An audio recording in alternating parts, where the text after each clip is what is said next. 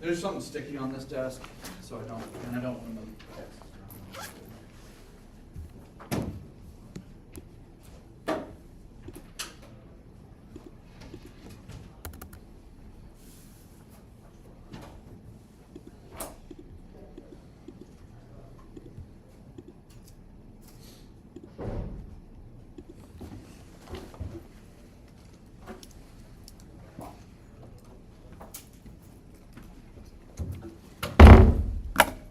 I'm slowly running out of my G2s.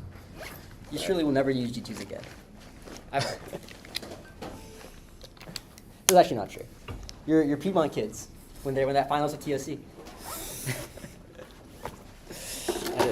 That will be on the iPad.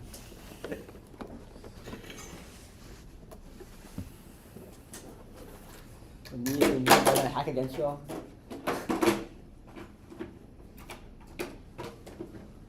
That better be your one breath.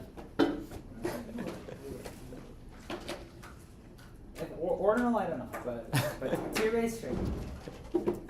This Timothy Zhu guy better not be above me.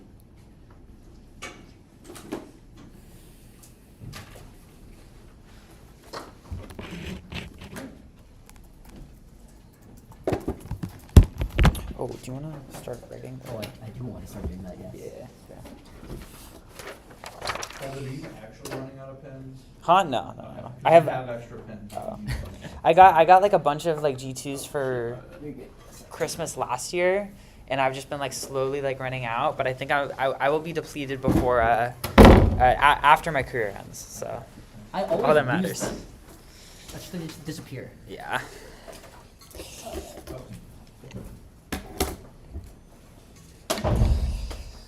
Okay. We have all three judges. Yeah. I'm Holden Carrillo. I'm the PM from Berkeley. Yeah. I'm Arjun Banerjee, the MG from Berkeley. And then I'm Jocelyn, the LLC from Pacific. Oh, I'm Ben, the MG, or Leon.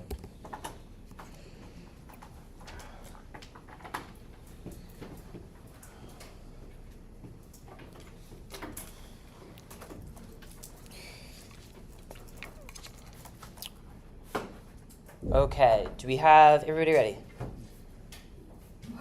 Yeah, we're good? Pacific, we're good? Okay. Feel free to slow or clear me if I need to be slow or clear. Plan text: the United States federal government should significantly increase its military assistance to Tajikistan by deploying the U.S. Army Corps of Engineers and construct a biosafety level 4 biological research laboratory at the premier Chocolate International Scientific Center, and then deploying DEVCOM to carry out biodefense operations. The solvency. The first argument is biosafety. A BSL-4 military lab is capable of studying dangerous, exotic, or life-threatening pathogens like Ebola or Marburg that are easily transmittable via aerosols or no vaccines. The B argument is the Corps of Engineers, Army Corps Engineers are the only mobile force capable of building DoD. Their engineering protocols have built BSL-4s in Kenya before seas. DEVCOM, the U.S. Development Command, is the number one experts communicable disease in the United States. They'll work with the base of trained Tajik scientists. The third second argument is that these are empirically effective in previous examples. A is empirical past precedent. The simulated military science cooperation occurred in the Walter Reed Army Institute in Kenya and U.S. Army partnership in the Georgia's Lunger Center, purely effective at eradicating Rift Valley fever and helping quickly decrease Georgia's COVID-19 epidemic. The B argument surveillance DEVCOM assures rapid sampling across the ground of Tajikistan, including the ground monitoring for livestock, land, and increasing land threats like troop movement seas, until sharing the BSL-4 enables next generation sequencing of all biological particulates that gets shared with the U.S. and its allies, such as Walter Reed's fast deployment of MISEC-4 Rift that increases the tracking that was immediately shared with the WHO and CDC. The third argument is you can read your theory. A is codified the military assistance is codified the USC 2311, where it's defined as any military support of the DoD that enhances partner national security, including construction and training. B is existing. One, their official assistance request to the UN in 2025. Tajikistan asked for UNSC 1540 for national reference laboratory and BSI 4 pathogen ID from the United States. The C arguments the president. We've done this in Kenya, we've done this before in Kenya and Georgia when the military is a form of byware for assistance, so we've definitely occurred. The advantages pandemics.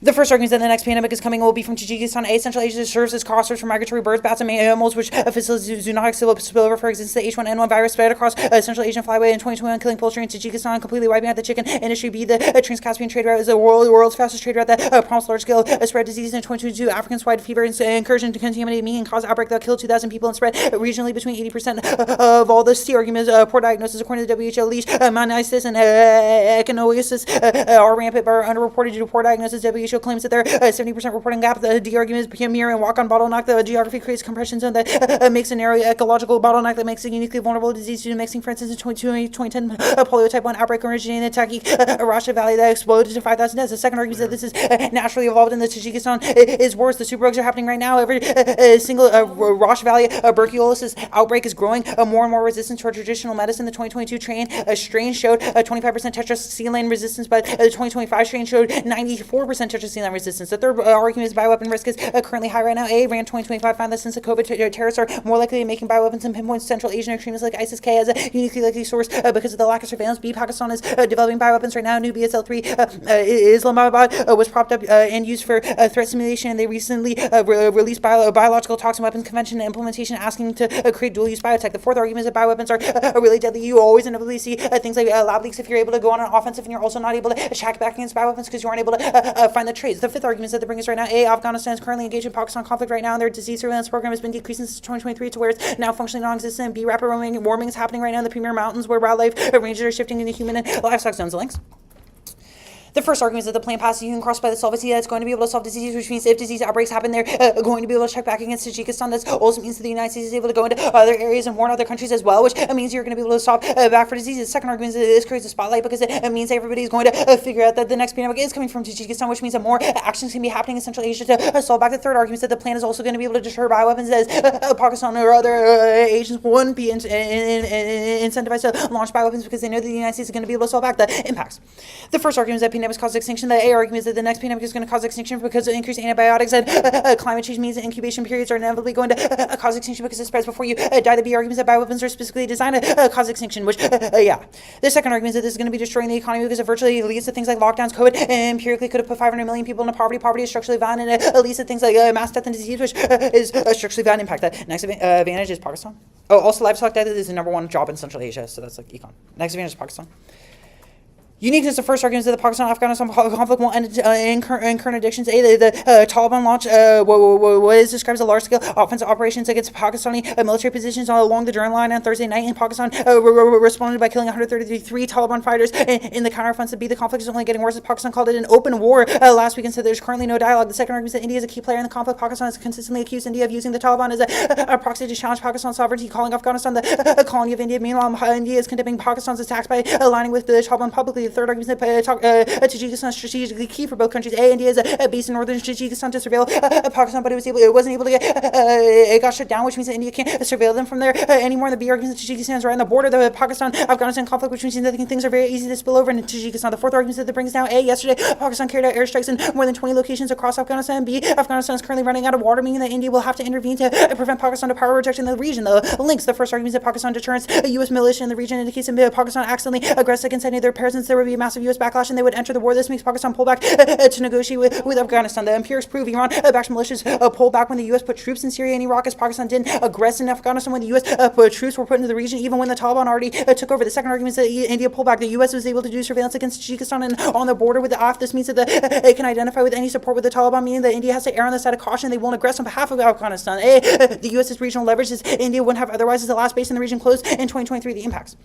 The first argument is Pakistan-Afghanistan conflict. Both sides are willing to go to the negotiating table after the affirmative with the U.S. presence, which is the only risk of ending the war. Mass deaths have already happened. This is the only risk for also either side to launch bioweapons. You can cross-apply advantage one. The second argument is regional spillover. India will intervene in the absent U.S. intervention to support Afghanistan. Religious Islamophobic hate crimes happen when whenever Indo-Pak conflict happens, which is structurally a violent impact. The B argument is conventional conflict. 3 million people have died in past conflicts between India and Pakistan. C, this makes nuclear war inevitable because between India and Pakistan, even if no one intervenes, because borders are contested everywhere and any action will indicate an act of war, which nuclear will cause extinction to being left in the atmosphere and climate. This on the interview. The role of the BOWs, vote for the best post-field policy option. The role of the BOWs, vote for the post-field policy option. The first argument is that materialism comes first. It's a prerequisite because it constrains your action, new material in order to practice your theory. The B argument is you can view through the impacts. All arguments are justified by the impacts insofar as the K. All is imaginative act that's justified by the impacts. We should weigh the impacts of the applicants, the impacts of the K in order to figure out which ideology is better. The C argument is key to educational spell. There's no traction unless you focus on material. Despite postmodernism developing in the Academy of France in the 60s, it wasn't able to actually create society meaning until the May 68 movement led to students caring about it. The second argument is fairness. The N gets to contextualize the LSC to the PMC and pick out however much of the affirmative that they want. The third argument is FIA is good because it creates survival strategies. Understanding the internal workings of states, keep and move around state balance. Look at Baltimore areas. We're learning about STEP and EBT through the state. Text. No. Oops.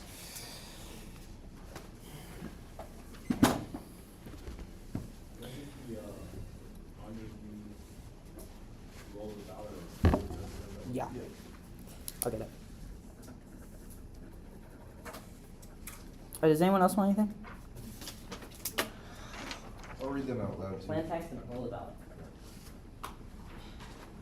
The plan text, the United States federal government should increase military assistance to Tajikistan by deploying the U.S. Army Corps of Engineers to construct a biosafety level 4 biological research laboratory at the Pamir Chakalti International Scientific Center, and then deploying DEVCOM to carry out biodefense operations.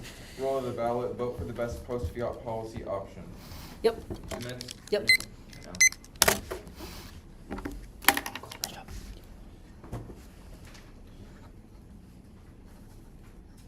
Yeah, I agree. I think that's fine.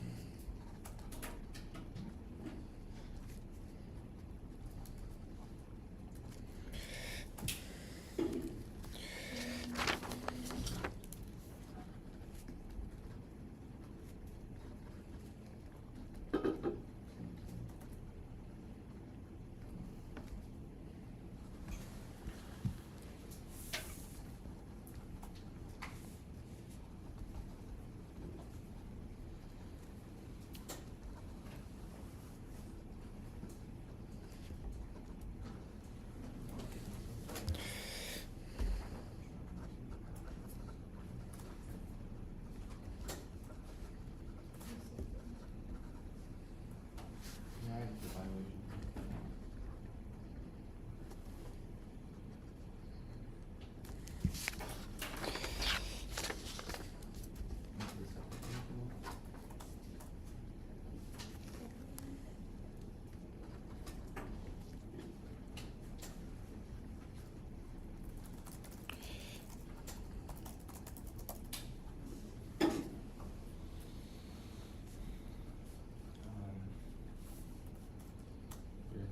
You need stuff for the manuals?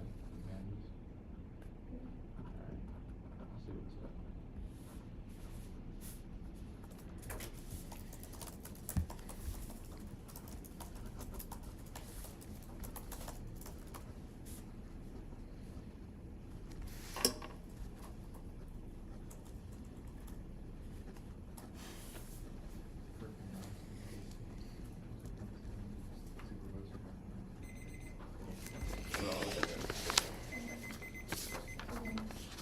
The order is gonna be 4, Austin, and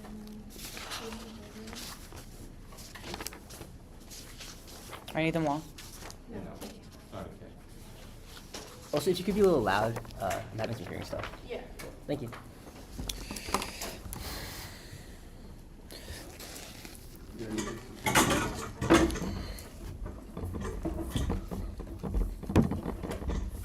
Sorry.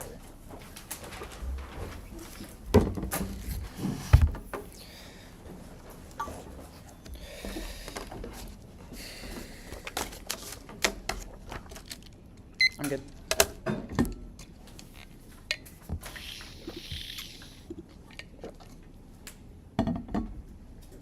First, the interpretation. Military assistance consists of training, equipping, and advising foreign military forces to improve their capabilities to conduct offensive military operations. This, according to the U.S. Department of Defense Dictionary of Military and Associated Terms of violations, that they don't do offensive military assistance. They just send the engineers. Next is effects and after topicality or violations and They don't uphold their prima facie burden. Next is the standards. One is predictable limits. We tell you that the definition with the most precise limits is always going to be best because it is about the contours of the resolution. The limits of the resolution shape the contours of the debate, and prep and research is also it's key to class, thereby creating a better debate. The second standard is field context. Our definition comes from the field in which the topic resides. We say that when experts and practitioners agree on a definition, so that be the best and most real world. Next to the voters first, we tell you it's a priori for fair and predictable ground, but also for education. And lastly, it's a rule of the game. Never being topical leads to collapse of debate, which is bad.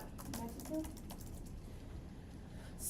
Foreign military sales, the interpretation is that substantial means to a large degree or greater amount, which for U.S. military assistance means 67.5% increase from fiscal year 2025. Because we say that according to Pew Research Center, who said that the U.S. military assistance globally increased from 67.5%. Next to the violation, we say that they don't substantially increase year over year. While they make a commitment long term, they don't directly increase from 2025 to 2026. Next violation, they fail to act is probably also another reason why they're not a substantial increase. Next we're going to say that means they have to spend the money now. You can't just wait for this. This means that they are also extra T and FX topical. They don't have a direction specification of how much money this will cost immediately, which means the app is unverifiable, which means that you don't have a presumption. Go to the standards.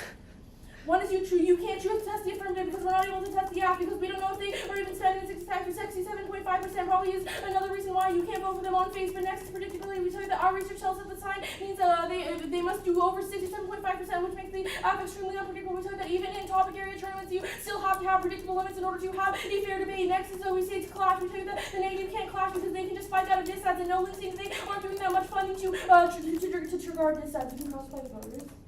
Anything else? Oh, also we're going to tell you that competing interpretations over reasonability to prevent judge intervention and to have the best interest as opposed to just the uniqueness of the squall avoids destabilizing U.S. military entanglement in Central Asia. The one is that the U.S. is currently maintaining a low visibility, low commitment military posture in Central Asia. According to the U.S. does not have any bases in Central Asia as of since 2014. According to the U.S. State Department from 2007 to present, the total U.S. security assistance to Central Asia combined is $16 million, which is for peacekeeping and border security. The argument here is the U.S. is focused on diplomatic engagement rather than military force. The U.S. approach in the region is with the C5 primarily, which is a diplomatic engagement mechanism with all 5 Central Asian states to coordinate economic, security, and political issues. The second argument is that this is stable going forward. Defense resources are already stretched thin by Ukraine and Red Sea commitments. We tell that the U.S. has significant portions of its inventory of advanced missiles, which include 33% of its SM-3 interceptors due to transfers to Ukraine. The third argument is that the plan triggers a shift to deeper involvement. We tell you that military assistance is not state limited. U.S. history proves that initial aid packages create institutional dependencies that demand follow on the links. The plan expands U.S. military presence and commitments. The first argument is the plan passes and increases U.S. military presence. The support that this increased military aid is historically tied to deeper U.S. engagement. For example, increased aid in Vietnam escalated to direct U.S. combat, or military aid in Ukraine demonstrated deepened commitment with the U.S. providing advanced weaponry training and intel. The second argument is that U.S. action in the region is uniquely escalatory. We tell you that U.S. involvement triggers expectation and perception of a security umbrella. Because recipient states observe U.S. history of converting aid relationships into defense partnerships, the plan signals to the region that the U.S. will back them with when threatened, which incentivizes them to take more aggressive postures versus Russia or China. The third argument is that the plan is a precedent for future intervention. The U.S. doctrine shows how military assistance creates long-term involvement. For example, you can look to the Truman Doctrine, which shows how military assistance creates long-term involvement. This establishes that the U.S. would provide military aid to resist subjugation globally. The interlinks. The first is that mission creep toward transforms living aid into long-term military entanglement. The U.S. forward presence invites attacks and demands response. The second argument is entanglement over such U.S. global commitment. Central Asian entanglement directly produces Indo-Pacific deterrence for finance and military operates under budget ceilings and limits. Any aid given to Central Asian is subtracted from the Pacific region when deterring Chinese aggression versus Taiwan is the main challenge. The impacts. The impact is global overstretch, collapses deterrence, and leads to great power war. We tell that every unit committed to Central Asia is subtracted from the Pacific, and the DAG has already said that the Indo-Pacific over deterrence against China is their main commitment to the plan and inverts its priority as China's peak readiness. We tell you that once deterrence fails, then escalation is going to happen immediately, which means that China moves on Taiwan, and this goes nuclear. Also, the next impact, U.S. engagement draws in Russia. The next impact is that U.S. engagement also draws in Russia, which also goes nuclear and leads to extinction. Leading to the Collective Security Treaty Organization is a fragile multilateral defense pact that is maintained by Russia. The first argument that CSTO is a Russian-led alliance in Central Asia, which includes Russia, Armenia, Belarus, Kazakhstan, Tajikistan, and Kyrgyzstan. The second argument that Russia can maintain CSTO cohesion by monopolicing security patronage and discouraging external military partnerships. For example, on February 2nd, the diplomat reported that Russia aid through the CSTO to Tajikistan for its Afghan border. This international specter says that even China, as a player in the region, would cross the axis of convenience and Russian security deters China from further investment. The third argument is that CSTO is necessary for Armenia and Belarus because Armenia boycotted the 2024 summit because it would use to help with Azerbaijan through military links. The plan undercuts CSTO's monopoly on security legitimacy in the region. This means the plan guarantees the security and signals that the CSTO protection is unnecessary. The interlinks. a challenge to CSTO makes member states lose confidence in guarantees. This means that the states respond by unilateral militarization, especially in the case of Armenia, since Russia is a huge mediator in the Nagorno-Karabakh conflict. Also, Azerbaijan then interprets the media buildup as the next conflict, so they also proliferate in that risk miscalculation. Then terror forces countries to militarize like Belarus. Other countries like Poland, Latvia, and Lithuania scare Belarus, since they are supposed to be through which Russia invade the impacts. Then we tell you that this leads to proliferation. This will always increase regional conflict, and we tell you that when regions are in conflict, this leads to an increase in terror because they have nowhere else to go. We tell you that this terrorism increase in recruitment always leads to more regional conflict, which allows for proliferation to happen. That's where you get the impacts of regional conflict.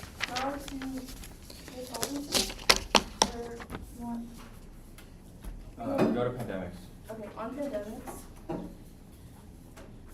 Uniqueness overrules things. On the uniqueness, we're going to tell you first, uniqueness always overwhelms the links to the point where pandemics are probably already coming from Tajikistan, and we're already probably past the brink of the engineers being able to resolve this, but also we're going to tell you that, what was it? They say superbugs happening now. Oh yeah, which means- they tell you the superbugs are happening right now, but we tell you that's already in the status quo. You can look towards the argument about how these superbugs are already existing right now. Probably means if you don't resolve for that question, you still can't resolve for pandemics worldwide. But next, they tell you that bioweapons are at increased risk right now because Pakistan is developing them. We tell you that we've already given dual use weaponry to countries like Kazakhstan is probably a reason why they're already in the region. Another reason why they doesn't uniquely their plan isn't uniquely resolved for this question. But next on the links, they tell you that the U.S.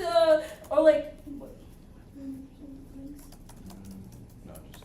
Okay. On the impacts, you can go ahead and cross-apply the answer to pandemics, but how this is probably already status quo, so it's not a unique reason as to why they're solving, so they don't get access to their impacts, but go to Pakistan. 6 on the brink.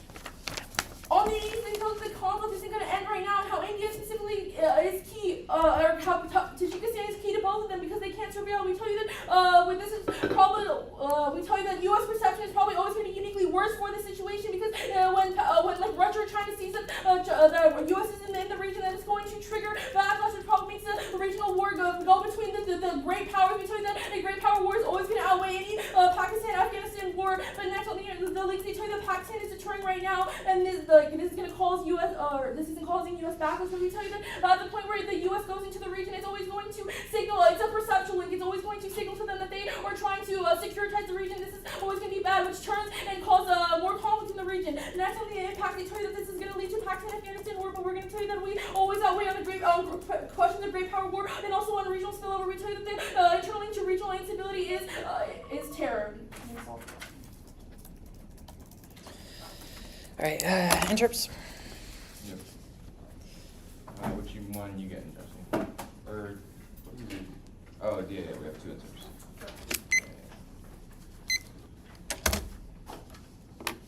I'll get the first one.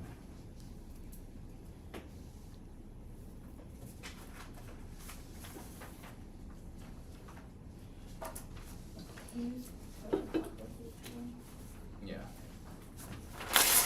Oh. There we go.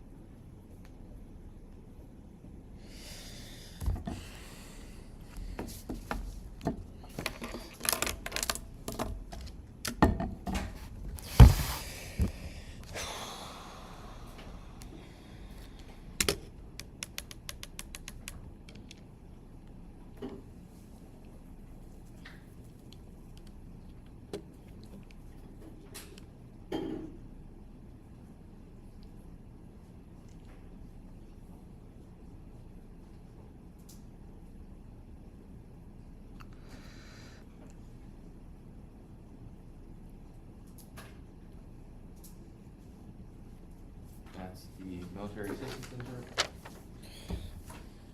This is the substantial intern. Military assistance consists of training, equipping, and advising foreign military forces to improve their capacities, capabilities to Offensive. conduct offensive military operations. And then substantial means to a large degree or greater amount, which for U.S. military assistance means 65% increase from fiscal year 2025. Okay, we'll start. Okay, do multiple interps. Let's start with some questions.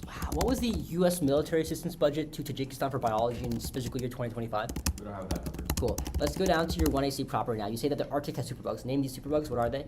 Sorry, what's that? What are the superbugs in the Arctic right now? We don't know, but it's a question of melting permafrost. We don't know And- specifically what they are. And are are these like imaginary bugs? Like what are I mean, they? I couldn't name you them, but there are emerging superbugs coming out of permafrost. For sure. Next, Yeah. you say that we give dual-use weapons to Pakistan or to I think which country was it? And Kazakhstan. we give what are these dual-use weapons? I'm not sure what the names are. Are they biological in nature? Maybe. Maybe. Oh, okay, sure. Let's go down to your interpretation now. Your first interpretation. Where's your definition from? It's from the U.S. Department of Defense Dictionary of Military and Associated Terms. How do they arrive at this definition? They didn't read the whole book. I'm not sure. Okay. Cool. Go down to your disadvantage. Yeah. You say that U.S. engagement leads to war. What are your examples? So we give you examples like Vietnam, for example, where expanding military presence or commitment deepens engagement. Is this leads like to entanglement. yeah? Is this conventional war or bio war? Like, what's the internal link to the scenario? Well, the internal link we read is mission creep transform limited aid into long-term military entanglement. So this is just unique to this is not unique to biology. Probably not. Cool. Okay. The violation on the military assistance is just that we're not offensive, right? It's that you're not training, equipment, or advising for the capabilities of offensive. Yeah. Mm-hmm. Cool. Piece of paper, yeah. Do you want me to read the intro? No. Cool. I want, or it's gonna be a bit different. I want the solvency sheet first, and then I want the two theory interps. So that's the offensive capability, and then also the significantly, Also the underview, for fairness. and then Solvency underview on top. solvency underview, and then advantage one. Sorry, solvency underview, theory 1, theory 2, advantage 1, advantage 2, and then distats in order. So Give me 1 second. I might need that again. Okay. Solvency page, military assistance, substantial, then what? solvency framework, distat or theory 1, theory 2, advantage 1, advantage 2, distat 1, distat 2. Oh, okay.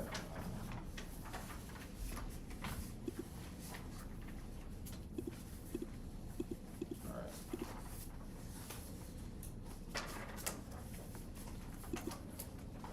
Cool. Extend all the solvency points about why we're empirically effective at solving intel sharing, surveillance, and past precedent right now. I want you to do a couple extensions here. Firstly, the fact that we are the most past precedent. We've done this before, which means that we are 100% predictable. Look at how we've done this in Kenya and also Georgia Lucas Center, which responds to all their theory stands by predictability. Next, we have completely preempted your theory sheet and you've dropped all of our theory preempts. One, extend the fact that we're codified right now by military assistance in USC 2311. We say this is always beneficial over dictionaries because A, there's multiple dictionaries right now, which means you can always have different dictionaries with the B points that also were the most recent because only one US military code, but also 3 US military code overseas dictionaries because this is where dictionaries get their information from before. Use military code is the only objective thing because that's what we look for first because it's the most publicly information accessible. There are dictionaries behind paywalls. Now, this means that we prefer our interpretation or counter interpretation over theirs. We're going to get to that in a second. But now, it's the fact that it's an existing want right now, which means we're the most predictable and also solve back for all the kinds about how they couldn't predict it because they literally asked for this right now. But also, it stumps all of their backlash scenarios because both UN and China and Russia have already approved the scenarios, which means there will never be backlash. But also, it's the fact that we're past president, which means that we get out of all your theory intros because we are the most predictable. They A asked for it and B they want it because it's past president. Cool? Yeah. Get on to the framework. What do you want to hear from here? On the framework, extend the fairness argument. What is this? This means that the affirmative is always unfair, which means that we get to be unpredictable. That's the only reason the fairness standard. You extend the fact that the affirmative is always unfair, which means we need flexibility, which means that afflex can always check back. Is the reason why we get reasonability. Reasonability here is when we get counter standard or standard any offense on the sheet, which means that you always value this because it's cold because you don't strength of link. Go to the theory show proper now. On theory show proper, number 1. Firstly, give me the interp. We meet the interp. We enable offensive capability. You can see the fact that we can get involved ISR and surveillance, which is definitely offensive because it goes behind enemy lines, which means we have what we meet. Next to the counter interpretation. Counter interpretation. Military assistance consists of deployment of the U.S. Army Corps of Engineers and DEVCOM. We meet the interpretations we deploy. Next, counter interpretation. The PMC may read the plan text. The United States federal government should increase military assistance to the extent by deploying the U.S. Army Corps of Engineers to construct a biosafety level 4 biological research laboratory at the premier International Scientific Center and deploying DEVCOM to carry out biodefense operations. We meet this counter interpretation. Next, counter interpretation. Military assistance refers to the thing codified in U.S. 3221, which is the defining as any support by the deity that enhances partner national security, including construction and training of biological threats. The counter standards now. The first counter standard, we meet this. We are the biological threats. We make these counter interpretations. The one point that we meet because we do it. Next, go to counter standards. We're saying that one, this is uniquely better for legal standard because legal precision comes from the articulation. The 2 points of affirmative flexibility. You've already seen that affirmative flexibility is key because it's able to check back against the unfairness that occurs. The 3 points that is better for class education because it's most predictable because it's the U.S. code. And 4 points that's also better for field context because we're able to analyze how it occurs inside of how the United States works. The 5 points also better, more predictable because it's happened empirically before. Next, go to limits. All limits and no limits are bad. Term, we get more ground for clash because we allow you for more discharge because you can do more things, which means you get access to more discharge because more limits allows more clash because you can get access to more things. But on field context, notice that we are better field context because of the fact that your context comes from the book, but ours comes from how the United States actually deploys it. Cool? Yep. Key illustration ability with a bright line being offense or defense. Good, and second off. Firstly, we meet there's a substantial amount right now for biological services. Before it was zero, they never given any money to biology. Before we're going from 0 to 1,000, we're going from 0 to a lot of money, which means that we're definitely substantial. But also they said that next we meet the second population because 2 actions is definitely more than 1, which is definitely more than 0 because we never had an action before. 2 is infinitely bigger than 0 because 0, it's just way bigger than 0. But also we said we meet, we are supplying 67% of all U.S. money before because of the example that we've gone from 0 to thousands of dollars. Go to the counter interpretation. No presumption. No presumption. There's no reason why not specifying. Yeah, we have a plan. There's no presumption. There's no reason why not specifying in terms of defense. We specify because we have a plan text. Go to the counter interpretation. What's the counter interpretation here? Read it at the top. Counter-interpretation substantially means to a large degree or greater amount, which is for the United States military systems, any increase in military assistance. Go to 1, go to firstly, it's for the field context. Looks at, for example, in the past, when people talk about and debate about, when politicians debate about substantial amounts, they go talking about how they've never done anything before, which is any increase is always substantial. The 2 points also that's going to be uniquely beneficial for.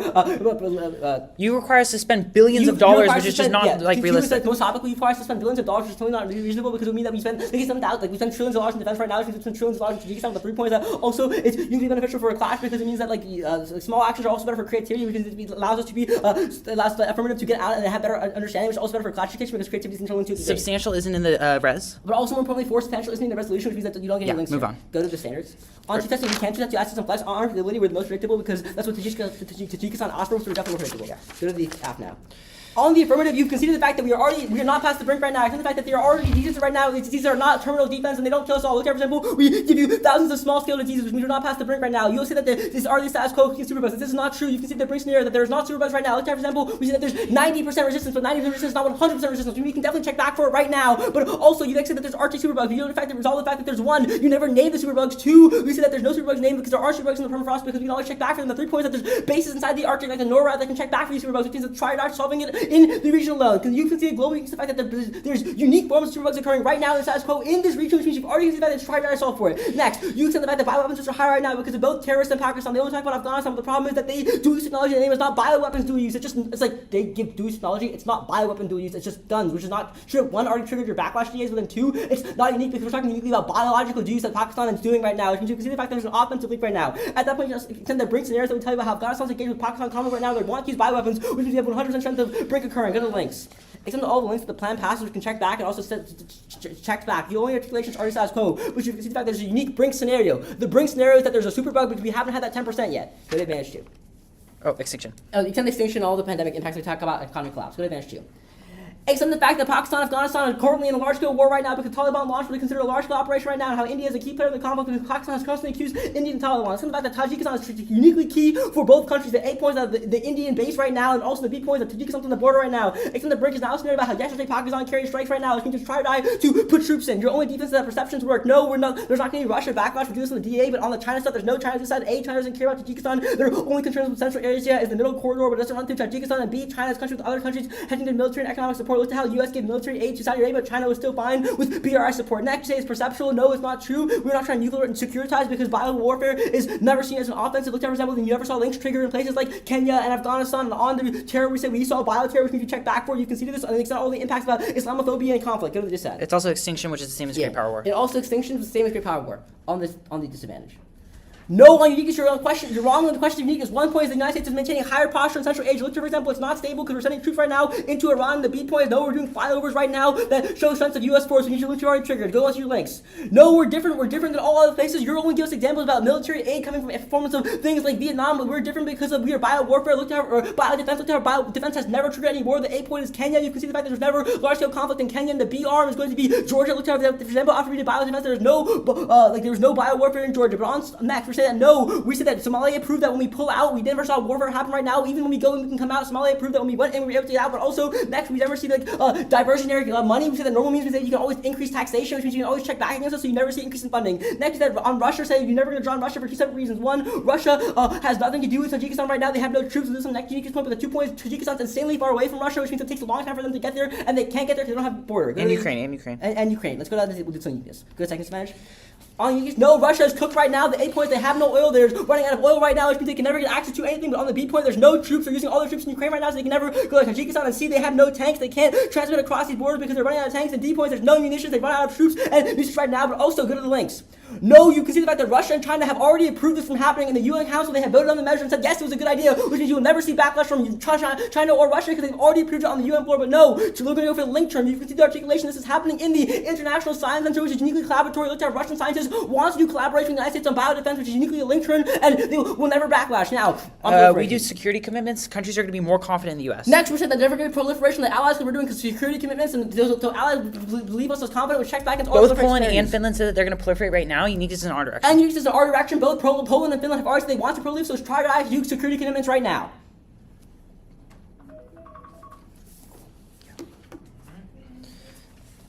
What in terms? Yeah. You want the counterinsurance? Yeah? What? Counterinsurance? Yeah. Huh? Yeah.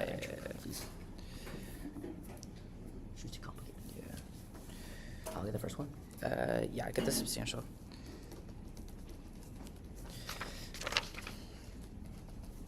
I'm going to do MA for military assistance. All good. You can shorten whatever as long as I can understand it. We'll clarify if needed.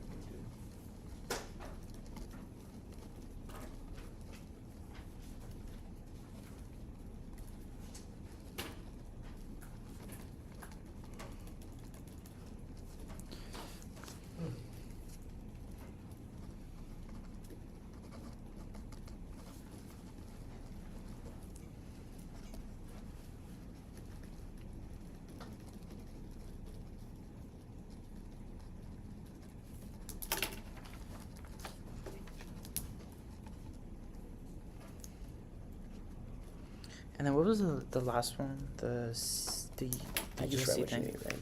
The third counterinterp. You said Oh, it's in the solvency. It's This- US code one. yeah, it means doing the U.S. Code 23311, which defines to support the DoD that enhances partners' national security, including construction and training for biological. which defense. point? Which point is this? It's the codified one. Okay. Counterintuitive substantial. Oh wait, no, this one's already on top. Yeah. Okay.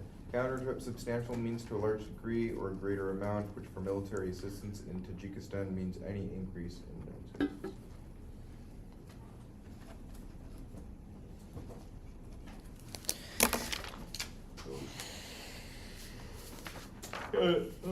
Counterinsurgent military assistance consists of the deployment of U.S. Army Corps of Engineers and DEVCOM. Counterinterpretation PMC may read the plan text. Counterinterpretation military assistance consists of action under U.S. Code 2311. 1 minute. Sorry now.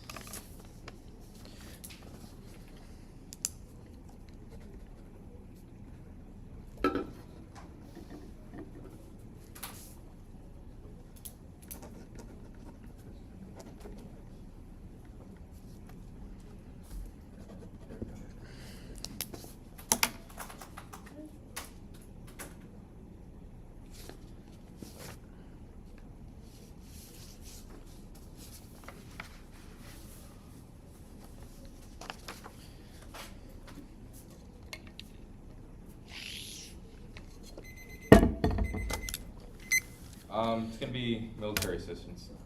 I'll let you know if you need other sheets.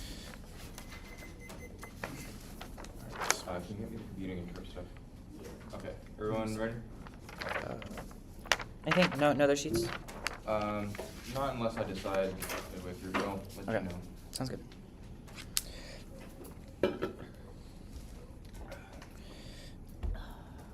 Everyone ready?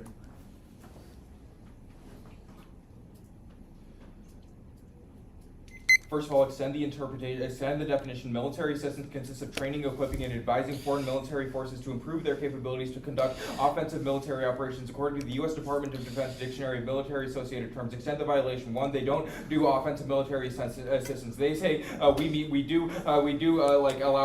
allow for like the offensive capability of bioweapons. We're going to say that this is an effect of the plan. You can extend the second violation where we tell you that effects and extra topicality are illegitimate violations of the affirmative because they don't uphold the prima facie burden of the affirmative. We tell you that even if they do increase like their ability to like adopt bioweapons, it's not like a direct mandate of the plan. It's an effect of the plan because where's the plan text, bro? We'll get there in a second. Oh, it's over there. Because all the plan exactly mandates for is the deployment of U.S. Army Corps of Engineers to construct a biosafety biological research laboratory and then deploying DEFCON to carry out biodefense operations. We tell you none of this is actually offensive, increasing their ability to conduct offensive military operations. At best, it affects, and they don't say that affects topicality is good or inevitable, which means that they're always going to bite this level of the violation.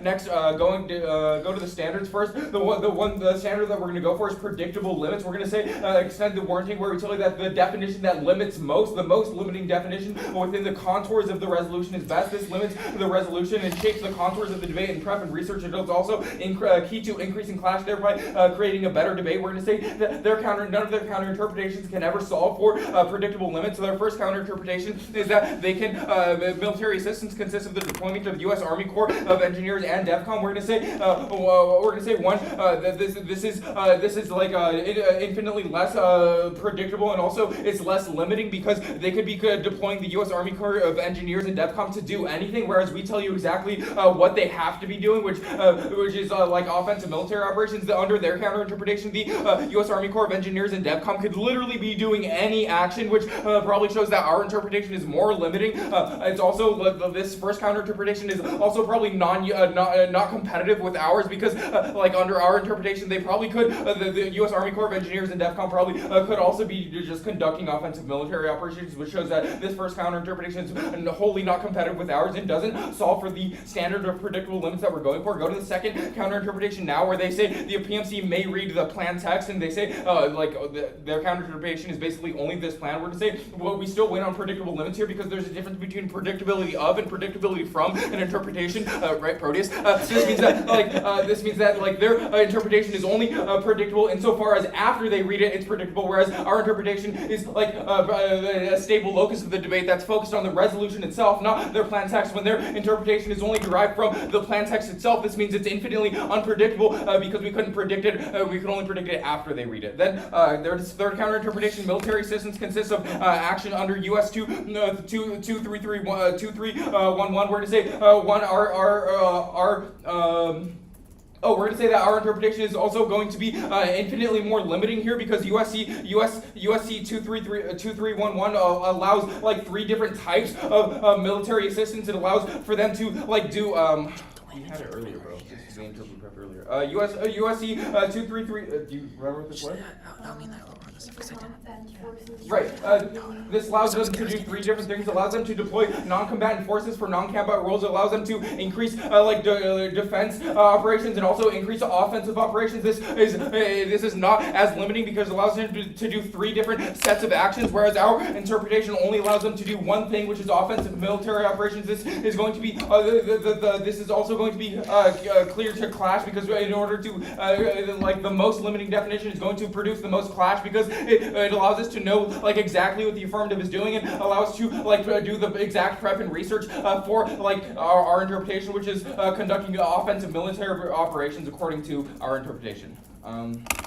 Where's this sheet here? They read a counter standard of legal precision. We're going to say this is probably a wash at the point where our interpretation also comes from the Department of Defense, and theirs comes from U.S. Code. It's probably like a wash on legal precision. Also, they say limits are bad because their interpretation allows for more clash and disadvantages. We're going to say it doesn't allow for more clash because it's a less focused and narrow interpretation of the resolution. We're going to say that a more narrow interpretation of the resolution is always going to be allowing for more clash. Like, sure, they allow us to read more disads, but they also give them the affirmative more flexibility and explodes limits. We're going to tell you that exploding limits is always going to be bad because the affirmative can probably just read like whatever advantage, like the advantages they read about solving for pandemics, and then no link out of our disadvantages. It was probably the proven abuse on the topicality shell anyways. The fact that like we couldn't generate sticky links to our disadvantages because they're doing a super like tricky app that doesn't meet our interpretation. We're going to say that more limiting interpretation is always going to be better to generate sticky offense because it allows us to like have more focused prep and research within the debate. On the voters.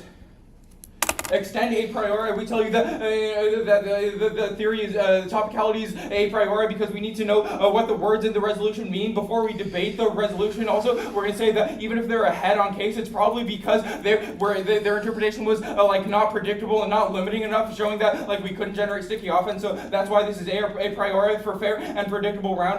We're going to say tell you that clash and research is always the internal link to fairness in education. Also, without clash and research, we have no fairness in education within this debate. We're going to say that education is the internal link to fairness, and also education is the biggest impact in debate that we get. Or no, fairness is the internal link to education.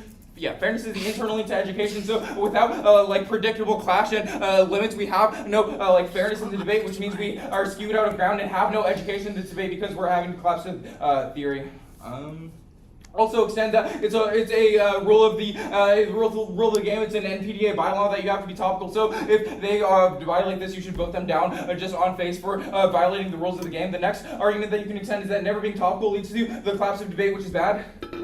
Go to the competing interps versus reasonability debate. We're going to tell you that you should always be preferring competing interpretations over reasonability. We're going to tell you reasonability leads to judge intervention. They also do they read a bright line? I don't think they read a bright line on reasonability, which means that you're probably going to be deferring to competing interpretation because without a bright line for reasonability, we don't know how to evaluate it. We have 3 judges in the room. What's reasonable to Brent probably isn't reasonable to the other judges, which means that like there's no there's no way to evaluate reasonability because they don't give you a bright line. So you're always going to have to default to competing interpretations, which means that like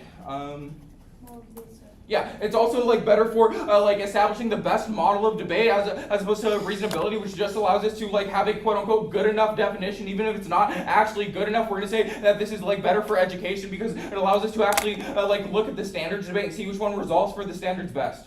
What else here? That's it. Okay, they read 3 counter-interpretations. None of their counter-interpretations, one, solve for all of our offense, and none of their counter-interpretations are provide more predictable limits than ours. We're going to say that the limit established by our interpretation is, 1, always going to be most limiting, but 2nd, it's always going to be more predictable than the interpretations that they read. The reasons to prefer legal precisions are always going to be washed, so the only standard that you can vote for as the internal link to fairness in education is going to be predictable limits because it shapes the contours of the debate and the research and prep times, which is the internal link to clash.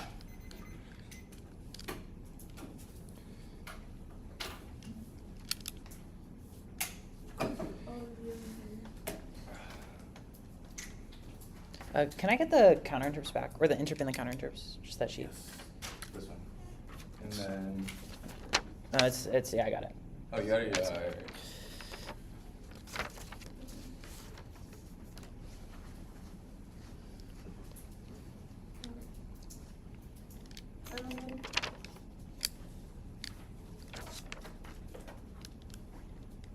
You're still voting Pacific AB in this debate because they have fundamental drops on the reasons why their counterinterps are always going to be necessarily bad are going to be reasons why you don't vote for them. 1, because it's not competitive, but 2, because they can't solve their own standards. That means if they do not like actually interact with our interp, probably is a reason why you independently vote them down on competing interpretations. They don't give you a bright line for reasonability. Do not let them come up and backfill in the PMR and try to tell you that they are reasonable and give you a new bright line. They don't give it to you, so that means you default to competing interps at the point where now all you have to compare is whether or not their counter interpretations can resolve our standards. Let's start with that now. First, we're going to tell you, Ben does a really good job explaining why their counter interpretation doesn't resolve for our standards. We tell you that one, it doesn't allow for predictable limits because they don't limit what the people, the actual actions that people can do. They just tell you they limit the actors themselves, but we tell you that they don't limit the action itself, which is the reason why they're able to like say that they're going to deploy like DevCom and all these things. We tell you that this is always going to be infinitely unpredictable in a world where they do not, you can't limit the affirmative whatsoever. But next, on their second interp, they're going to try to go for this articulation that they can just read the plan text. We're going to tell you this is always going to be non-competitive and not interactive with our standards because, yeah, cool, we already told you that you don't limit your, we read this for a reason. We already told you that you can't read the plan text, and then you just tell us that you can read it. Probably just another reason why you're not functionally competitive with our interpretation. But lastly, they're going to go for this legal code interpretation, counter interpretation, but we're going to tell you that it's always going to be infinitely unpredictable and less limiting specifically because it allows you to do 3 different kinds of military systems, which is wholly also just a reason why you are not limiting. So that just means we need to win the limits standard. So let's go there next. They just tell you that they turn limits because they create more clash, but we tell you that this is always not true because a less focused interpretation will allow for app to have more flexibility because then it would force you to have to debate the actual distance that we read that will link to your case. Probably just another reason why you get access to ground. But next, we extend the articulation that makes about how exploding limits is always going to be necessarily bad because it doesn't allow us to generate sticky offers. That's probably a reason why the proven abuse on the sheet is the fact that they no link us out of the fact that, oh, you don't get conventional war because this is about bioweapons. We could have never predicted that they're going to come and read a bioweapons affirmative. Probably just another reason why you have proven abuse on the sheet. Is there definition paywall? Reasonability. Alright, let's go to their counter standards.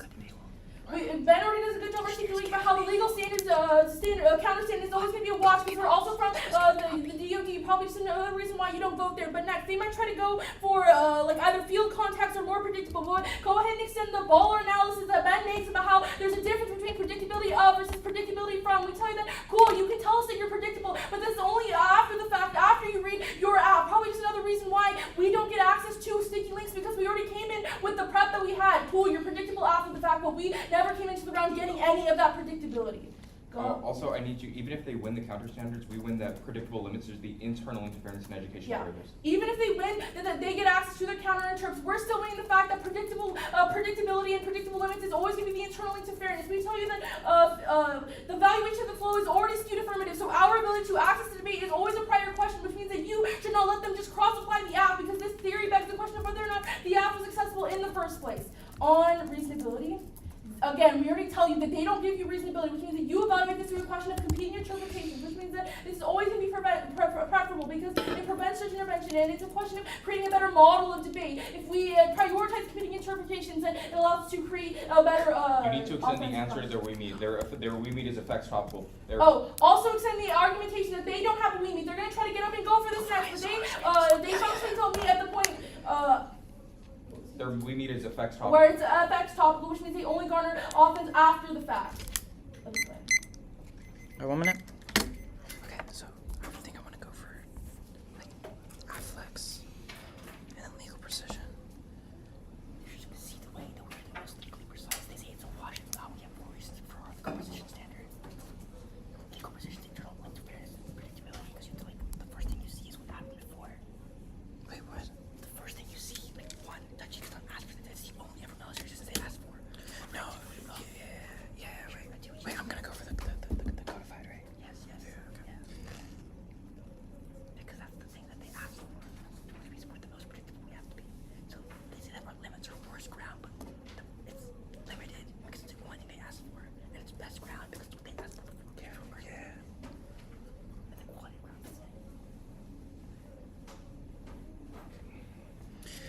Okay. Oh wait, I still have 5 seconds. Okay. All right.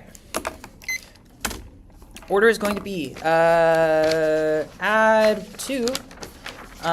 Then I'm going to be jumping back and forth from the solvency underview page. I have it all flowed together, just where the fairness argument is, plus like all the issue on the solvency, and then just the rest of it's going to be on the interp. Yeah, sorry. Add 2. The solvency like underview stuff. I'm gonna like jump back and forth from that in the interp. So if you just like have that together, sorry about that. Flow them side by side. Just flow them side by side.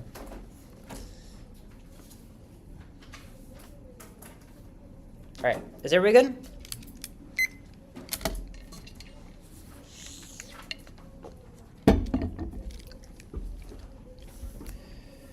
Not only are you losing the reasonability debate, but you are also losing the 4 different warrants that Arjun gives you about why we are uniquely topical and why we are uniquely predictable. You cannot go for the theory if you are going to drop all of these arguments about why we are the best for predictable limits. Let's start in the affirmative. I want you to extend the uniqueness that conflict isn't going to be ending in the status quo, but once you pass the affirmative, it's going to be deterring Pakistan, because Pakistan is going to be worried that the United States is going to be, if they attack the United States is going to be striking back. This means that Pakistan is going to disengage from Afghanistan, which prevents nuclear war from happening. This ends up leading to extinction because, nobody proliferates and nuclear war causes extinction. They make all that concession there. Okay, vote for the F. All right, on the enter. At the top level, you're going to be evaluating the debate on a question of reasonability. We are going to be extending the reasonability argument. The only arguments that they do is they extend their arguments to a competing interpretation through ink because they say it creates judgment intervention. But the problem is that we do give you a bright line. We tell you that if we win any standard or counter standard, that's probably enough to believe that we're some kind of reasonable. The reason is that if we have some kind of offensive reason why you should be, why we are probably going to be reasonable, it means that we have some kind of justification for the affirmative. And I guarantee you, we have a lot of justifications. And so, as far as that's true, the only other argument that they have for competing interpretations is the best model of debate. But the problem is that wins and losses also do this because it deters. It shapes the direction of the activity, which is your own argument. More importantly, we tell you, This wins and losses argument is new in the video. this is a response to the best model of debate argument in the MO. Okay. But most importantly, the reasonability argument specifically read on the underview. I want you to go to the underview. You can see the fairness argument about how the NA gets contextualized into the LOC to the PMC and pick out how much they want. We have to shoot 7 minutes of offense in the dark, which means that the LOC is always going to be at the advantage over the affirmative, which means that the affirmative can only check back against by having the ability to have limits, which means if you're only going for the argument of predictable limits and how it's always important to limit the affirmative, that does not matter because you make the concession the affirmative flex is always going to be key uniquely, because if we aren't able to have flexibility, then we lose every single round. This argument is completely conceded out of the PMC as internal defense to all their predictable limits arguments. So if we prove the affirmative flexibility is important, you're going to be rejecting the interpretation on face. Insofar as that is true, we're going to be winning the question of reasonability because we tell you it's a justification for reasonability, but secondly and more importantly, it's probably means that we're just going to be getting offense on the sheet, on the enter. I want you to extend the response to the violation. We tell you that we're winning because we are ISR, which is inherently offensive. They just say it's affects T. The problem is that they specifically apply the affirmative to affects T until the MO. So we get a response. We say that if you say that this is true, then that means that anything giving aid, you cannot necessarily just fiat that you're doing offensive operations. You're just fiating offensive assistance. This response to affects T is new. Affects T was read as a violation of the LOC. I guess I already preempted it. Right? You don't say that ISR is affects T. I just preempted this now. ISR is not necessarily affects T. This isn't an argument that they said. They just read the violation that they had prepared beforehand by just saying that, affects T is bad. All right, for sure. You also make the concession that biodefense is literally ISR behind enemy lines, which means that you know that we are going to be offensive. It's just a question of whether we're affects T or not. But we're going to say that if you're using this logic about why we are affects T, then that means affects T is probably inevitable on the standards or on the counter. I mean, extend the counterinterpretation. The military assistance consists of action under USC 2311. They only make a few responses. The first argument they say is infinitely limiting. Do all the limits debate here. They say that we have 3 different types of non-combatant, defensive, and offensive, but they're specifically talking about offensive. That means that this is going to be shaping your battle. We tell you that having all 3 different types is going to be important for a few reasons. The first argument is that you don't give a warrant on why limiting to this specific level is always going to be important. You do not give a bright line for what is good limits or what is bad limits. What we tell you specifically about how we are always going to be important for legal precision. This is the most predictable justification of the interpretation, which means that we're going to be winning on a question of predictability of the but secondly, and more importantly, we tell you that even if you are true in this question of if you are true in this question of predictability, we say that this our interpretation is always going to be better because it means that you're going to be able to get more access to ground, which means that you get to more access to clash. The third argument, I want you to jump back to the solvency page. We have a lot of reasons why we are uniquely predictable, specifically under this interpretation. The first argument that we're going to be saying is that Tajikistan literally asked for. There is literally no other aid. There's literally no other aid that Tajikistan has asked for. Insofar as that is true, if Tajikistan literally asked for, it's very easy for you to predict our argument, which probably means that under reasonability is game over. You vote for the affirmative, but more importantly, we say that this is justified under the counter interpretation. You're going to be preferring our counter interpretation. The second argument is that you can see the process is happening because the United States has done it with Kenya and Georgia. Insofar as that is true, and they've done it with Kenya and Georgia, and they've asked for it in the past. That means that we also have past precedent. We're predictable. The fifth argument is that the UN has approved it, which means that you are going to be able to find it online, which means that we are also predictable. And the sixth argument is that your specific definition is hidden behind a paywall, and we are not, which means that we are better. Okay. Insofar as that is true, we're going to be proving that not only is this true, but also if you're making arguments that you cannot generate sticky offense, NPTE is probably going to be able to solve back for this, which means that we're going to be, the affirmative flexibility is always going to be uniquely key. We are very clearly predictable on a question of both competing interpretations and reasonability. Go to legal precision. I'm going to extend the argument about legal precision. You made the concession we are always going to be the root cause of the Department of Defense dictionary. You just say it's a wash because it's also Department of Defense. But the problem is that our definition is uniquely going to be different because we say that we are the root cause of why you get your definition. We say that. Huh? Sorry, my bad. Oh, you're good. Oh, okay, I have 36 seconds. Yep. We say that we're always going to be better for legal precision because we're specifically talking about the code that exists through the Department of Defense. But your definition is something that's taken from the code, which is why you should always look at the code first. We tell you this is always going to be uniquely better for legal precision, and this is not necessarily a wash. Written was by looking at codes first. The way that the definition was created was by looking at codes first, which is why you need to understand where that legal precision comes from. Insofar as that is true, we're going to say that we are very clearly winning on the legal precision debate, which has a few implications. The first argument is we're going to say that legal precision is going to be outweighing all of your arguments on the question of predictability, because legal precision is the only unique thing that we can get out of the debate. You can get education anywhere, but legal precision actually affects this day-to-day life, while policymaking doesn't. But the second and more important is that this says 100% strength of link, so you're going to be preferring this over their predictability argument. Good round. Run.